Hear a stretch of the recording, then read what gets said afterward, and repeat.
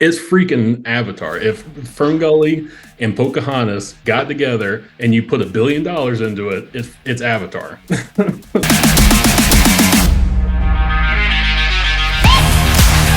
Alrighty, fam jam. It is Thursday, which means it is going to be silly draft day again. Last week, if you have looked and paid attention, we did our fast food draft, which has been very well received. So, way to go, everybody, for watching. Hope you enjoyed. Which I don't want to humble brag, but somebody won the vote for that one, and who's this guy? Bots. No, it's interesting that the vote went on his own Twitter page.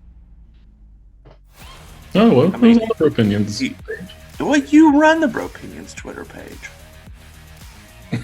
And how many votes did we get? 6? 4. Four, and I won because so my all wife... 3 of us voted, and your wife voted. Yep, pretty much. Exactly. Hey, or all 3 of us, and then the Bropinions page voted for John Stone somehow. Hey, you know what? It did get viewed like 17,000 times at least. So unless that algorithm is just completely messed up, which is entirely possible. 17,000. We got 4 votes. That seems a little sus. A little sus, bro. Bots, bro. So anywho, this week we are going to do 2000s movies, which may turn into be more of like a top 10 thing.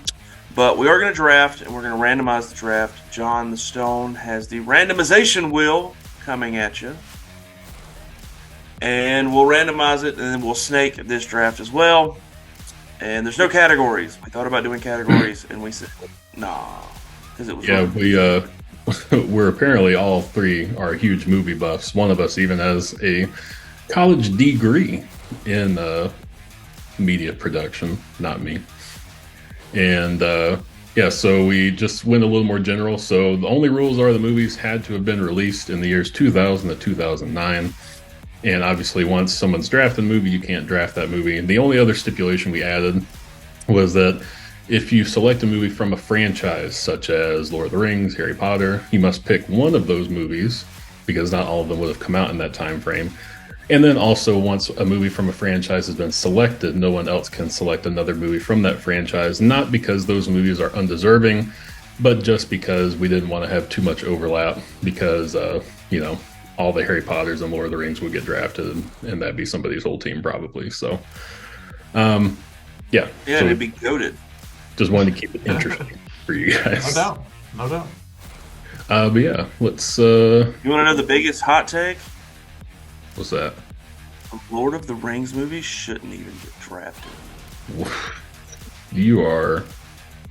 Yeah, we're not even gonna touch that. We're not even gonna touch that. That can die. That can die where it was born. We're not gonna touch that. All right. So for the first pick, we got. Oh, come on!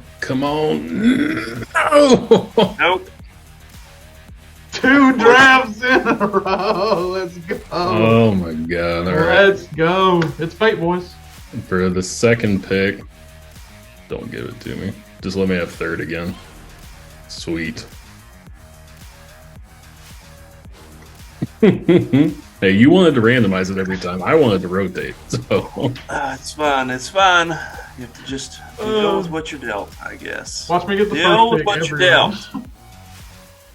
God All right. bless. So we got the same order as last time, ironically. But here we go.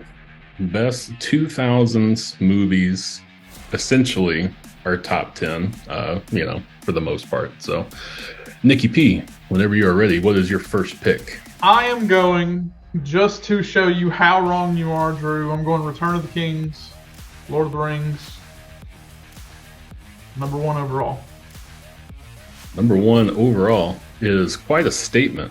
And, I'm not going to argue with it. Lord of the Rings is definitely one of the top franchises from the 2000s still. I mean, honestly, I rewatch them at least once a year, extended edition or nothing. And Return all 26 hours.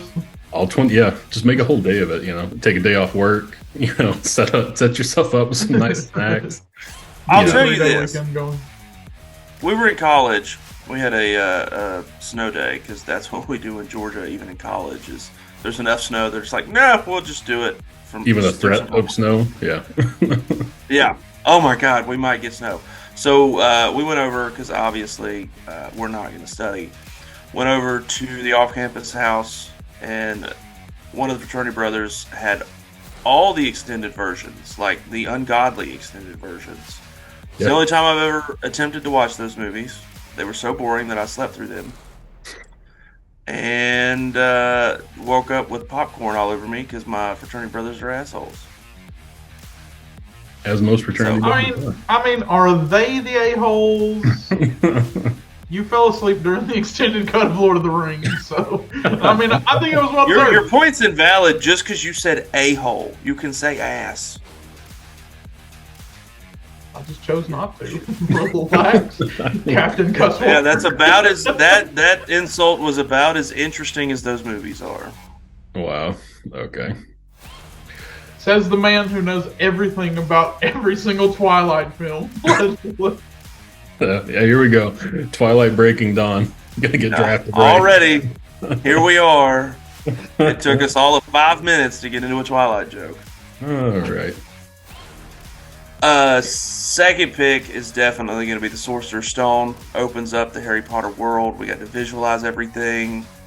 I wanted to take Goblet of Fire. I really, really like Goblet of Fire, but the initial one that opens up the world, man, that thing, that changed a generation. So that'll be the second pick for me. Is definitely the Sorcerer's Stone. I'm not going to argue with the pick, but if you're going to pick one of those movies, you got to pick Prisoner of Azkaban. The third movie is by far my favorite. It was so good. The first two were great. I mean, Sorcerer's Stone was great. Chamber of Secrets was low-key trash, but it's still Harry Potter.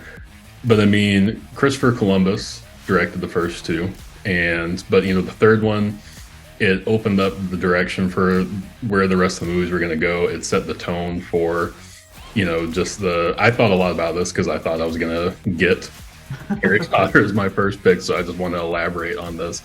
But it set the tone. I mean, all the actors really came into their own.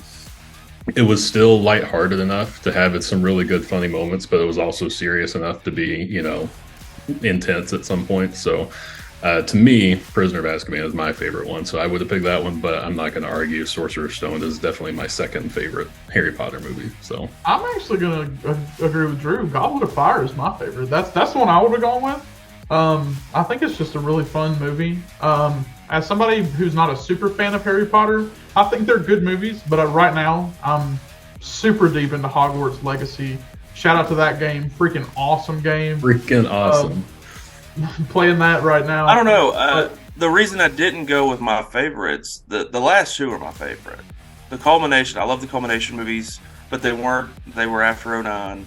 So if I couldn't have the Culmination, I wanted to introduced us. I'm with you. I personally think 5, The Order of the Phoenix, is the least entertaining, and then Chamber of Secrets would be second to that.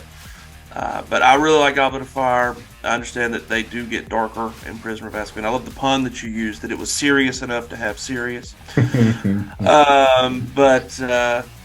Yeah, Goblet of Fire had more action to it, which I thought was needed for that one. But yeah, the first one lets all of us little 10, 11-year-old kids really engulf ourselves in magic. Was pretty solid. So yeah, I'm going to go with that. No doubt. All right, well, I got 2 coming up here, and I know exactly the 2 I am going to go for. With my first pick, I got to pick. I watch this movie legit. I watch all of these movies every 3 months or so. The best performance for one actor by far, and I think the best iteration of a character that we have seen time and time again. But I'm going to go The Dark Knight with Heath Ledger's Joker. I'm sad to miss out on Lord of the Rings and Harry Potter, but I'm not sad at all to have The Dark Knight as my number 1 pick. Heath Ledger's Joker. I mean, there's been some damn good iterations of the Joker, especially if you take into account all the animated series. And, Mark Hamill's Joker voice will still be that iconic Joker voice to me.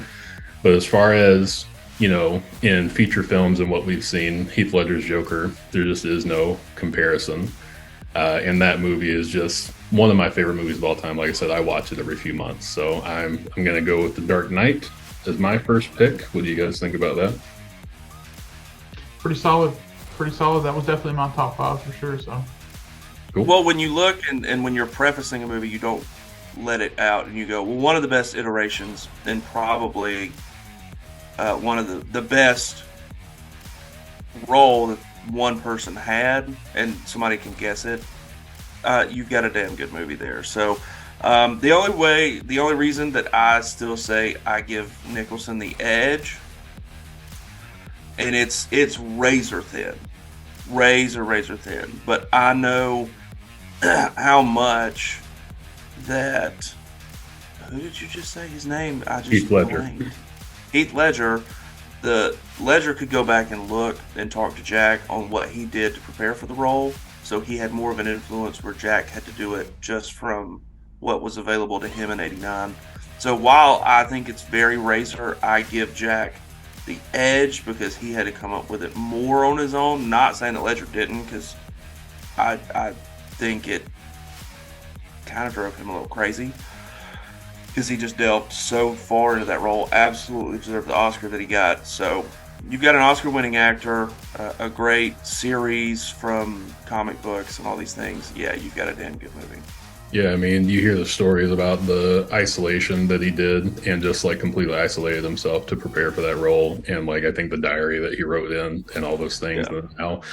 And then also how he was one of those guys that where he would still stay in character even when they weren't filming and things. So, yeah, I think that just led to his performance. And then I will shout out Jack Nicholson's Joker just for being the OG. But then also that contract he had to where I think the stipulation, if I remember correctly, was that he gets a certain cut of like every Batman movie ever from like there on out. So like even on the most recent ones, he's still collecting checks from being the Joker in the first one. So yeah, I think it's 0.25% of gross revenue. Yeah, but when you're talking about, I mean, damn near $1 billion. They've made like 8. Yeah, it's so much money, like genius for literally doing nothing. Yeah, I mean, that was awesome. Good on his agent. All right, I'll get into my second pick here. And I think I'm going to stay in the action/adventure genre.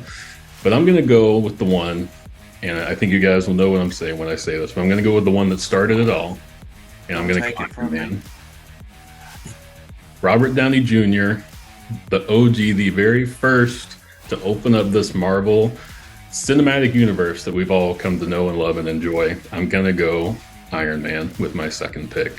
And I'm loving that. I hate you. I hate you so much. This is not fun. Robert Downey Jr. is the perfect Iron Man, and I won't be convinced otherwise. Yeah, no, that like he is Tony Stark. Even if they bring the character of an Iron Man back, it can't be Tony. Yeah. I'm gonna let Nick talk because now I'm mad. It's your turn to pick, brother. Go ahead, you're on the spot. You have given no reaction to his 2 picks. I like them both. There's not really much to say. They're solid picks. I can't hate on them. Word. I can't even. I also just realized I went DC and Marvel, so I've got the comic book world covered right now. So Yes, we know. Jackass. Well, with that, I'm going to take another franchise that has been 10 movies deep. I'm not going to say that the last 3 have been great, but the original Fast and Furious, that movie's solid. We hadn't seen it before. Reintroduces a whole generation to cars. You get the girls in there, all that kind of stuff. Action, adventure, high octane. It's a lot of fun. Now again, they're mechanics that drive cars and take out a nuclear submarine. I'm not sure, but the original movie with them boosting trucks and him being an undercover cop and all that stuff. Really fun. Those are fun movies. You're up the whole time. It's really high paced. You enjoy it. I'm not saying it's Oscar nod or any of those things, but you just want to go enjoy a film. That did it, and it brought a new kind of film to us that obviously is successful if they've made 10. So people enjoy them, and I certainly do. Yeah, I mean, I haven't seen one since I think like maybe the third or fourth one. But yeah, I mean, the OG one with Paul Walker and Vin Diesel that started the whole series, that's definitely one of my movies. And like you said, it's not an Oscar nod, but it's a good movie to watch. And if it's on TV or something, I'll usually watch it. So yeah, no, I like it. Yeah, it's just a fun popcorn movie. It's one of those ones that you enjoy watching. If you guys haven't been caught up on the new one, they go to space. So that was pretty fun. They drove a car into space. So, Cars in space, nice. I've heard they're bringing back Gal Gadot, and she's going to be in the next one. So nobody dies except the people who are actually dead in real life. So yeah, it's gone off the rails for sure, but the first few are really, really good, definitely. Oh yeah, when Tyrese Gibson comes in on the second, like it was hard for me not to pick Too Fast, Too Furious because I love that one. Ludacris doing his crazy stuff. Tyrese Gibson being a straight up baller in that movie. He is hilarious. And not to mention the main villain being Cole Hauser, who is on Yellowstone. Yeah.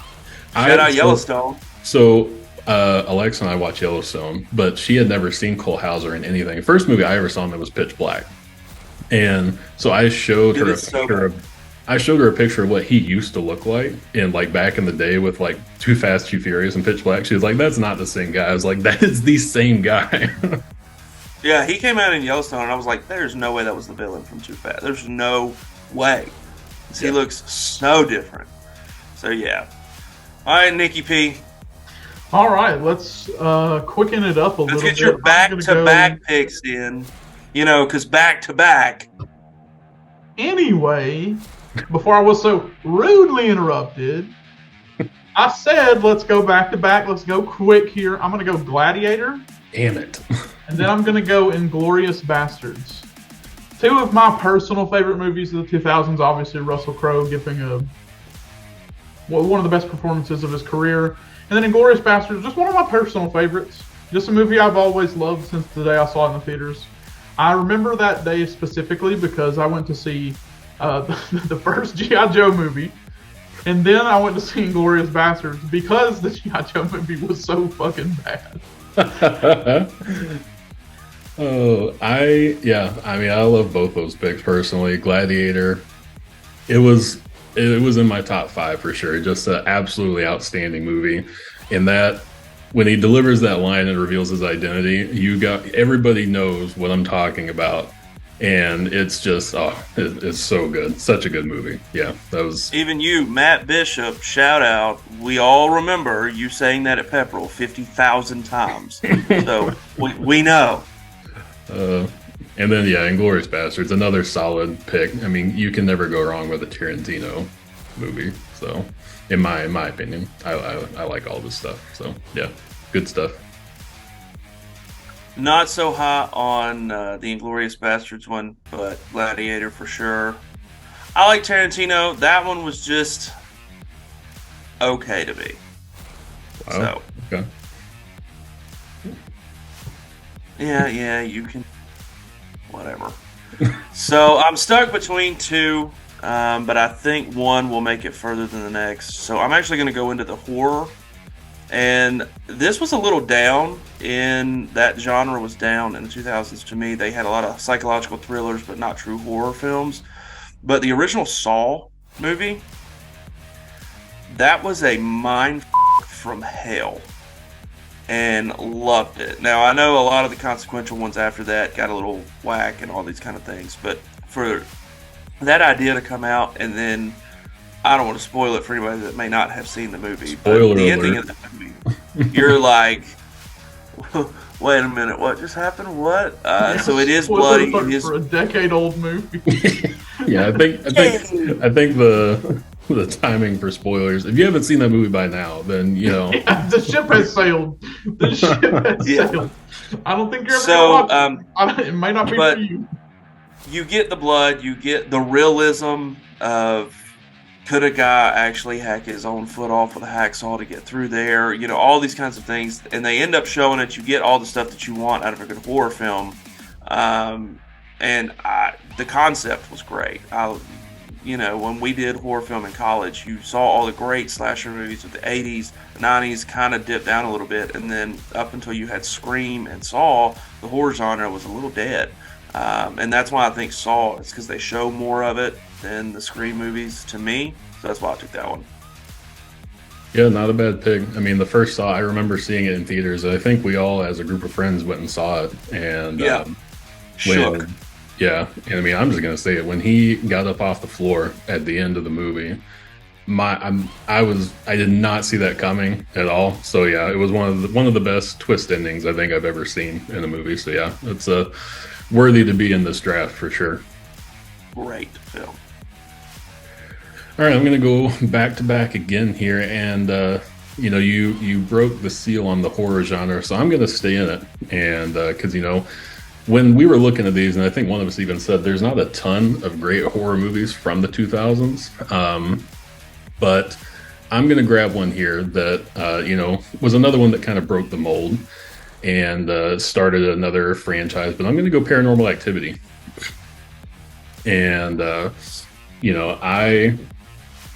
whether you believe in that type of thing or not, there's no doubt that the movie was definitely game changing as far as just introducing the kind of security cam footage point of view throughout the entire movie, and all the found footage type thing, in to do it in such a way to make it that kind of horror / thriller, very suspenseful type movie. I thought was really good, and I remember the scene very clearly to where they put the flower on the floor to see where the thing was, obviously because you couldn't see it, and when you see them dead asleep from that footage and you start seeing the claw footprints in it, that messed me up for a while. So definitely one of the bigger forays into suspense horror.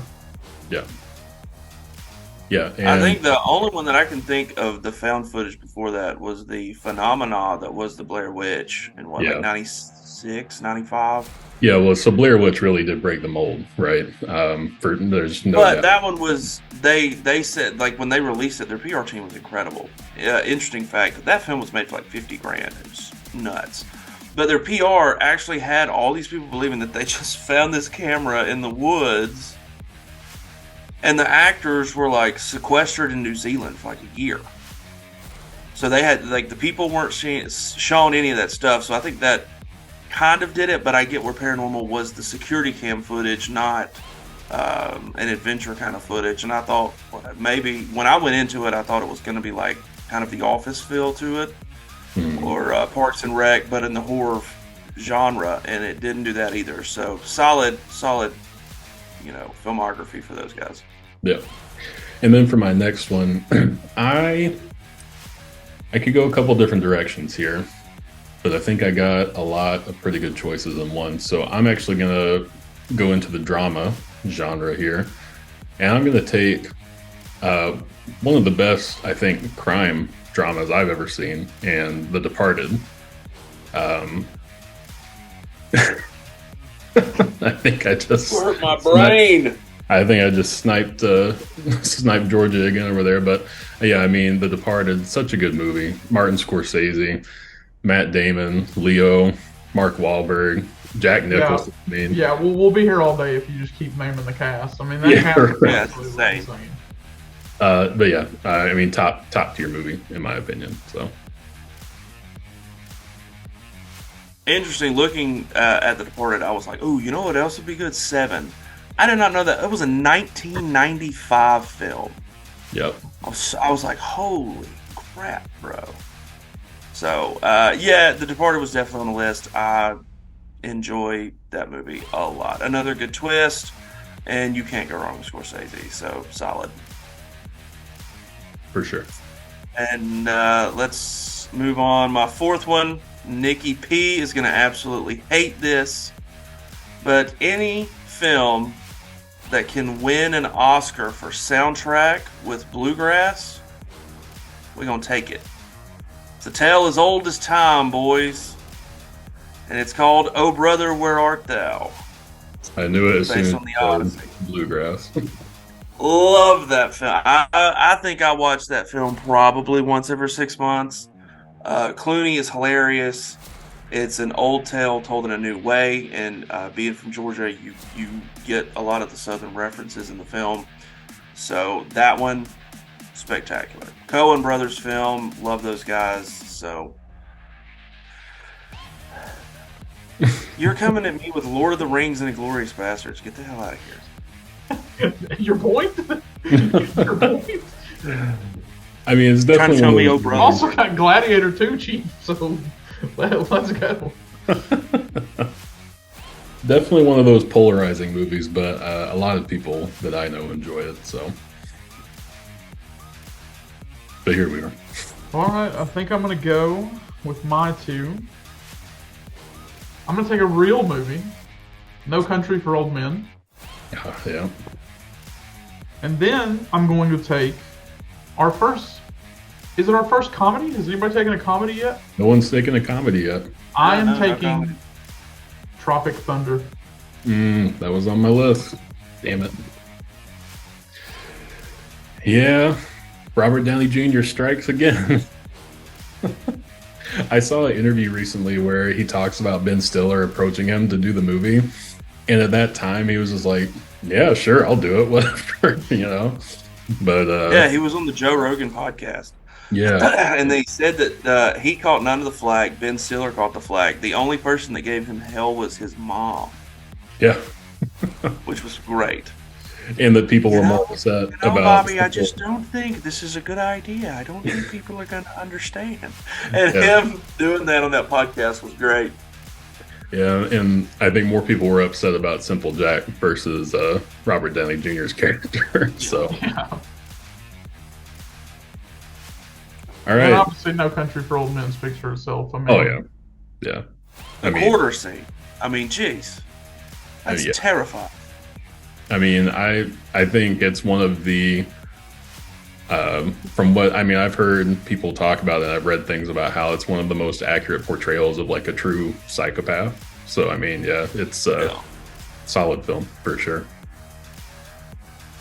I'm going to look at sports movies, and I don't think I mean, Gladiator would be like old school sport, yes, but no I mean, sports you're movies. technically But correct. I think the GOAT of sports movies for this era is one that was filmed at our local Berry College. And remember the Titans. Yep. You see that wreck. You are pulling for Bertier. You're pulling for Julius. You absolutely love that movie. And there's a lot of good sports movies out there, but I think Remember the Titans from this decade is definitely the one that is the best. Yeah, not a bad pick at all. I mean, I've watched that movie a ton, just with like various leadership things, and you know, how many times did we watch it in school with like a sub there and everything, you know? So, yeah, solid sports movie for sure. I got back-to-back ones here. I'm gonna go ahead and grab a comedy too, and the 2000s era, as we all remember, was really the prime time for Will Ferrell and particularly John C. Reilly. So for my first comedy, I'm going to go with Talladega Nights, The Ballad of Ricky Bobby. Ooh. I debated on, there's quite a few Will Ferrell movies, and I didn't want to grab a bunch of them. I was debating on which one I should grab, and that one just has so many quotable lines in it that, I mean, you go to anybody and say, "Dear Lord, baby Jesus," and they're going to know immediately what you're talking about. So, unless they haven't seen it, and then they're just going to think you're weird for praying to baby Jesus. But, you know, hey. So I'm going to go Talladega Nights.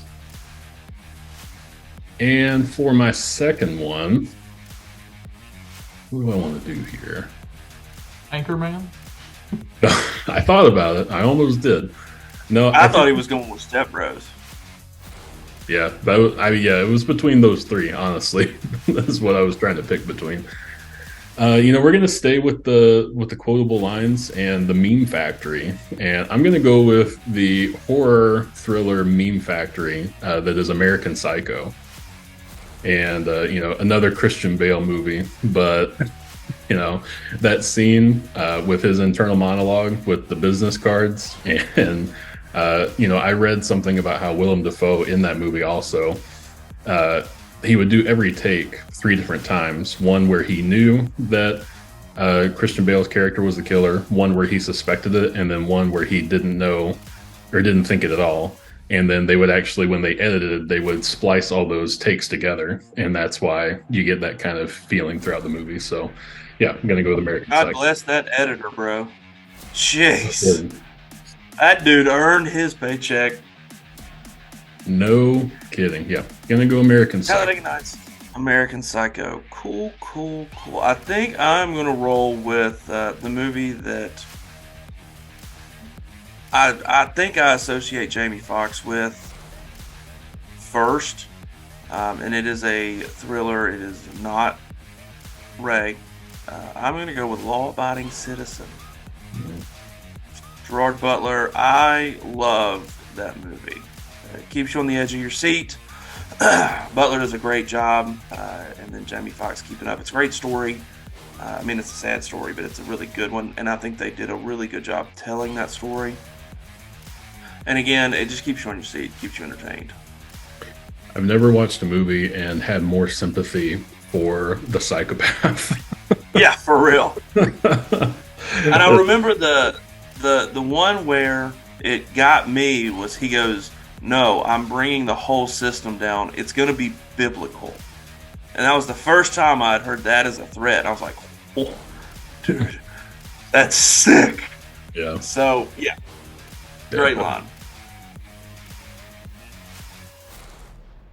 Alrighty. Well, I guess that makes me next. I think I'm going to go with so many good ones. I think I'm going to grab Pirates of the Caribbean.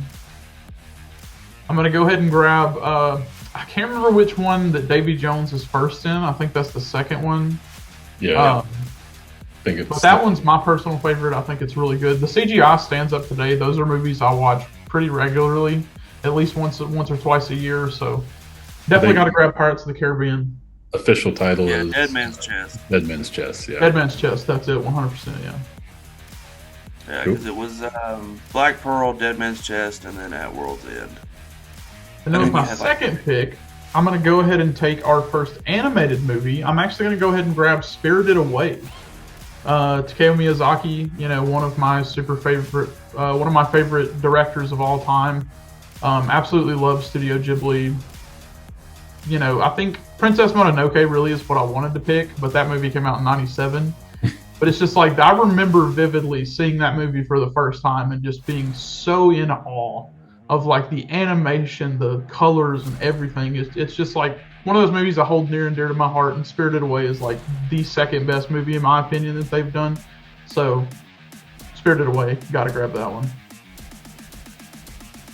Well, I'll piggyback on the animated, and I will go with my personal favorite from this whole era. And Finding Nemo was close, but Shrek wins. Oh, I was worried. Love Shrek. I was super worried there because I thought you were gonna go Finding Nemo, and then when you said that, I was like, "Oh shit." No, Shrek again, super meme factory. Mike Myers does a fantastic job, and okay, I never read that word correctly anymore. In my head, anytime I come across that word, that's what pops in. So it has a lasting power if that's what happens. Shrek, the original one, great. Love that film. It is so much fun. And that's one that now that Henley is older, that's one I don't mind watching over and over. That's the power of a good animated film, is if I get tired of it, But Shrek, we watched it like 3 times back to back, and it's still it's great. So, staying power. I love a good animated film. Alexa and we have Disney Plus, and we watch them very frequently. And Finding Nemo is solid. It was a very successful Pixar, and I think a lot of people would say it was probably the best one from this 2000s era. But I'm not going to pick it because I've got one that just personally I enjoy more than Finding Nemo. So for my animated movie, or breaking into it, I'm going to go with Up. Solid Pixar movie. When you hear that music from that opening scene where, you can't not hear it, and it just instills this feeling of like just sadness, dread. Yeah, like right. Impending doom. That's all it is. So Pixar is known for doing that too. They play this music during these moments in this film that they draw back on throughout the film. Just excellent storytelling, a really fun story. So I personally, it's one of my favorite Pixar movies, so I'm going to go grab Up there. And then I want to grab a Tarantino film, just because I am a big fan. So I'm actually going to grab Kill Bill Volume 1 here for my Tarantino pick. It was the first Tarantino movie I ever actually saw. So I saw it before like Pulp Fiction, Reservoir Dogs, and all that. So it actually started my foray into his films. And it's a very, very solid film. So I'm going to go grab that one there for my Tarantino shout out. Nice. Well, I haven't got a comedy just yet, and this one's hard. This one's so hard, but I want to hop across the pond and grab what I think is so funny, because it is part of the horror genre. Okay. I know which one it is now. But no, that one almost made it. I was this close. But what introduced me to Hot Fuzz was Shaun of the Dead. Yep. And that movie I've watched so many times, and I love the Dawn of the Dead films. Those are great. But you get both of these things, but it almost like suspends the drama for you, so you get to just enjoy the hell out of it. And I'm like, oh, you've got red on you. No, Sean, I'm sorry. All these things, and it's very British kind of dry humor in some parts, and then some are just exponentially hilarious. The quick edits of, nope, we're going to go over there, grab Phil, kill Bill, grab Mum, go over there, have a pint at the Winchester, and wait for all this to blow over. It's just, that kind of stuff hadn't happened in a comedy before, and it's just awesome. So the parody comedy, Shaun of the Dead, definitely for me. Yeah, like you said, I between those two movies, I actually prefer Hot Fuzz, but yeah, Shaun of the Dead was the introduction to those actors, and for me, and very solid, very funny film. All right, next up, I think I'm going to take my first Chris Nolan movie, one of my personal favorite thrillers of all time, Memento. Really good movie. One of my favorites. It's a movie I return to because I feel like every time I watch it, I find something new. It's like, ooh, look at that little reference. And it's a very, very well-written movie. I'm also going to go ahead and take this one because I don't think anybody else has taken it. It's also a really solid movie. I'm going to go ahead and take the Mummy franchise. The Mummy Returns, the first Mummy. Those came out in the 2000s. Phenomenal movies.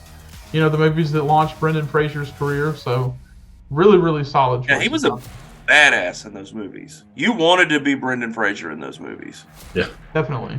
Because he was a smart ass. He was funny. He was also solid. I mean, Brendan Fraser's awesome, and I am 100% here for this comeback that he's having. I think it's well deserved. For sure.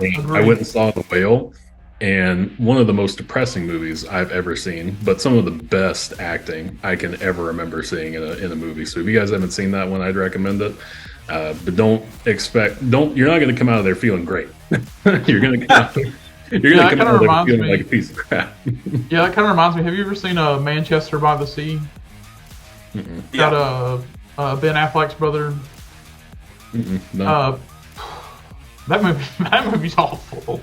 Like, it's so well done, but it makes you feel like shit. It's terrible. Yeah, that was the whale for me. So from one badass to another, I'm going to take another franchise off the board that I think makes Liam Neeson the absolute badass that he is, and it's going to be Taken. Another great story that we hadn't really seen before, but the unwillingness to let it go from a father's perspective is awesome, and just the way he thinks about getting out of certain situations. You love to watch him work, love to watch the brain go. So great story, matched with great acting, and filmed well. So Taken for sure. Yeah, not a bad pick at all. It was on my list, definitely.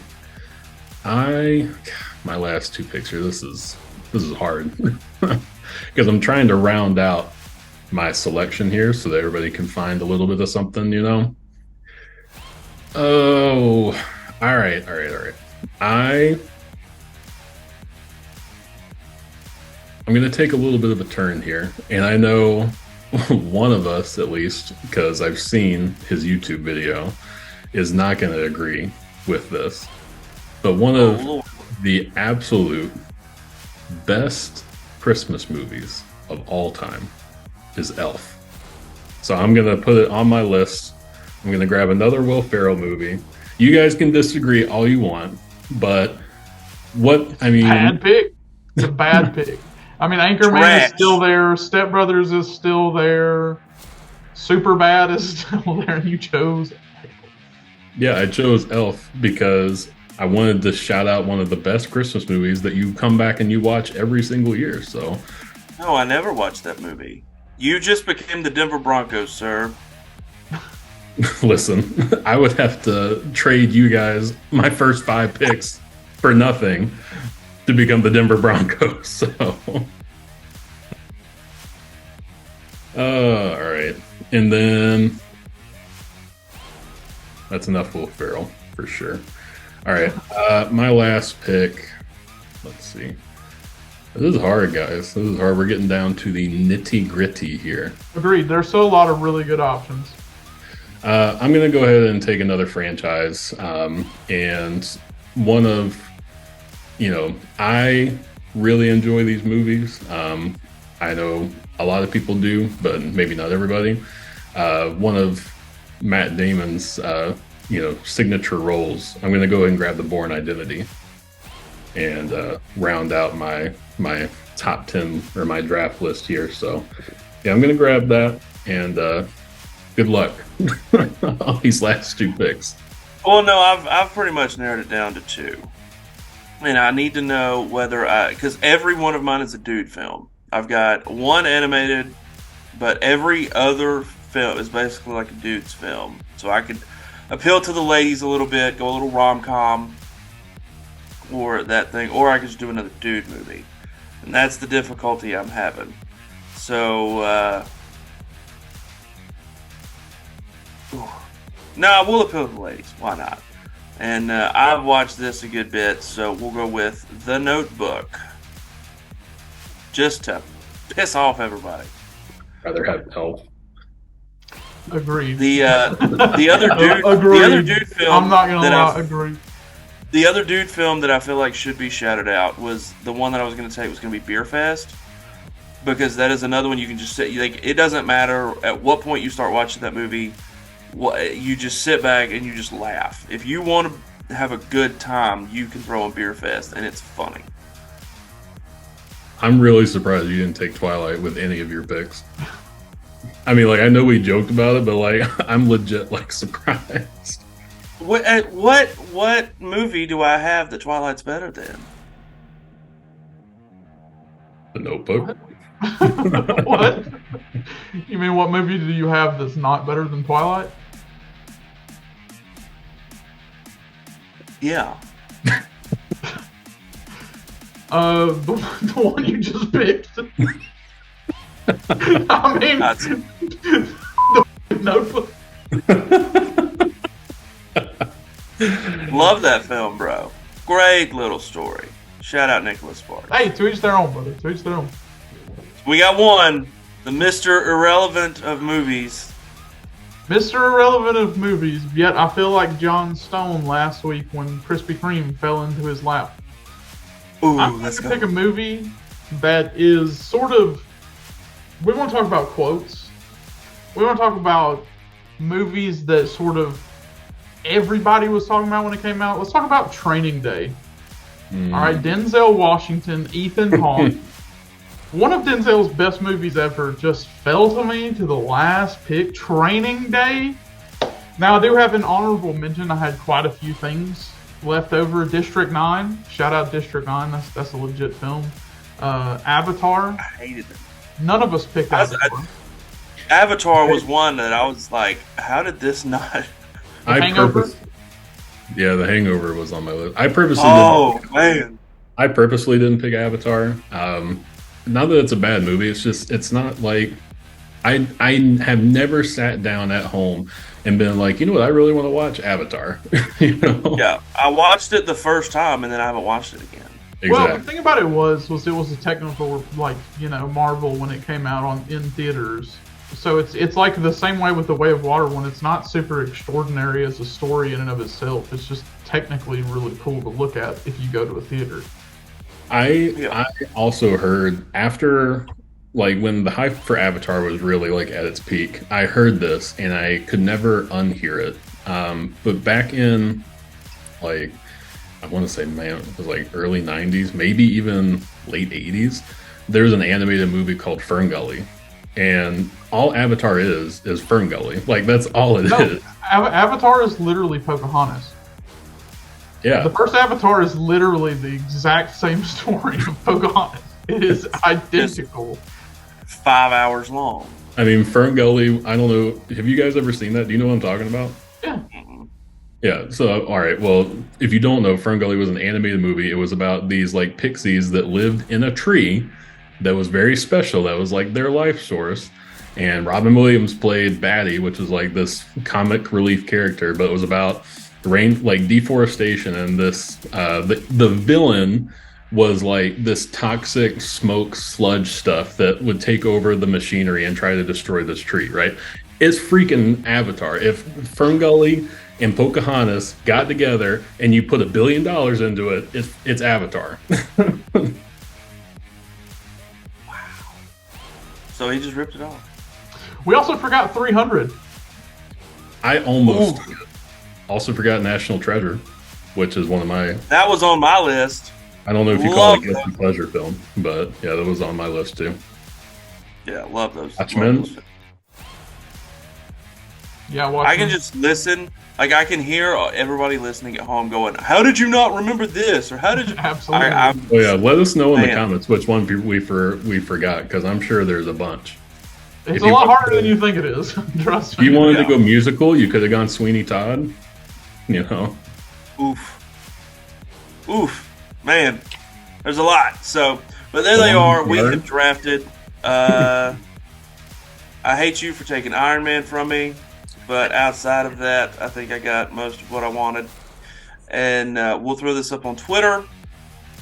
Let everybody vote again, even though we got 4 votes and it was a little skewed. He was looking at you. You know who you are. And we will revisit now. Tuesday's episode is going to be big. It'll be right after the Super Bowl. So we will preview and look at all those little things. Shout out to the Eagles and the Chiefs for making it this far. Season 2. Season 2! We're starting Season 2 next week. Crazy. Yeah, this is the Season 1 finale. Enjoy it. For anybody that is interested, the Oscars will be on March 12th at 8. Simeon, we talked about movies all day. This is award season, so anything else? Any final thoughts, departing thoughts? Yeah, I did want to just shout out real quick. I believe it was last night or maybe the night before, but some NBA news. LeBron James did break the all-time NBA scoring record. He ousted Kareem Abdul-Jabbar, so he is now the NBA all-time leading scorer. And still playing, so we'll see where the record's at when he retires. But I don't watch a lot of NBA, but it's a big piece of news, so I felt we should share it. Yeah, that's a pretty big record to break, to be the 3rd best player to ever do it. You know. Agreed. So, congrats to him on taking out Kareem Abdul-Jabbar. Well, he didn't take him out. He's still alive. Oh, the record. I'm not. LeBron James killed Kareem Abdul-Jabbar. I don't think that's how the record works. You know, And it's still scoring. Once you pass the record, you execute him in the middle of the court. That's how it works now. Little known fact, John. It was a fucking wild thing to watch, but he murdered him. Yeah, center court. It was awful. But yeah, we will do the full Super Bowl review. So everybody enjoy Super Bowl Sunday, man. Make some wings, get some Swedish meatballs, make some cheese dip, whatever you feel like you're doing. I think we have come to the determination it is too early for us to try to get a live stream going. So we will look at that maybe for later sports events in the year. Maybe the but it's just what? Maybe the NFL draft, first round. Yeah, maybe we can get the NFL draft going, maybe a Stanley Cup game or two, stuff like that. So just look for that. It was just too quick for us, so we apologize, guys. But you guys enjoy the Super Bowl and enjoy all the good food. Invite some friends over, have some fun, and let us know in the comments down below after you subscribe. Let us know what your favorite commercial was. So come back and tell us, and we'll definitely review some of the commercials that you guys suggest. And, just enjoy the weekend, hopes.